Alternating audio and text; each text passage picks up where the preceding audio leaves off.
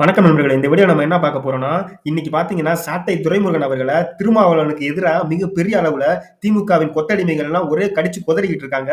அதுக்கான முக்கியமான காரணம் என்னங்கிறத இந்த வீடியோல நம்ம பார்க்க போறோம். நாம் தமிழர் 37% வாக்கை பட்டியல் சமூகத்தில் பெற்றுக் கொள்கிறது. தமிழகம் முழுவதும் எஸ்எஸ்என் சர்வே ஒண்ணு நடத்தியிருக்காங்க. அந்த நடத்தினதுல பார்த்தீங்கன்னா, நாம் தமிழர் கட்சிக்கு பட்டியலின சமூக மக்கள்ட்ட இருந்து 37% ஆதரவு கிடைச்சிருக்கு.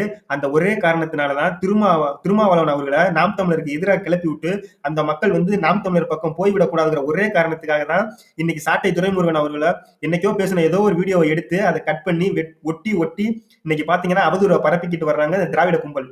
நம்ம எடுத்த சர்வே மதுரை, சிவகங்கை எல்லாத்துலயும் ஒரே மாதிரி 35 தாண்டி சதவீதத்தை பட்டியல் சமூக வாக்கத்தான் அவர் பெரும்பாலும் பெறுகிறார். அதே மாதிரி இந்த எஸ்எஸ்என் சர்வே வந்து தமிழகம் முழுவதுமே எடுத்திருக்காங்க.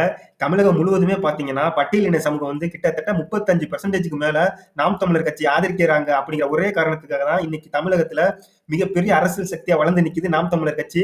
அதை எப்படியாவது அடிக்கணுங்கிற ஒரே காரணத்துக்காக தான் இந்த மாதிரி அல்லக்கைகளை வச்சு நாம் தமிழருக்கு எதிரா அவதூறுகளை பரப்பி வருது இந்த திமுக கும்பல். சொல்றோம் அவ்வளவுதான். விடுதலை சிறுத்தை கட்சியும் அதனுடைய அந்த பறையர் சமூக வாக்குகளை ஓரளவு பெற்றுக் கொள்கிறது. பெறுவதனால் இந்த இதுல 11.5% விடுதலை சிறுத்தைகளும் இந்த பாராளுமன்றத்தில் பெறுகிறது.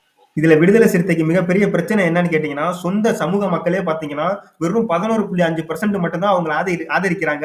ஆனா நாம் தமிழர் கட்சியை பாத்தீங்கன்னா, 35%க்கு மேல ஆதரிக்கிற ஒரே காரணத்தினால தான் இன்னைக்கு திமுகவோட சேர்ந்துகிட்டு மிகப்பெரிய பிரச்சனையில ஈடுபட்டுக்கிட்டு இருக்காங்க நாம் தமிழருக்கு எதிரா.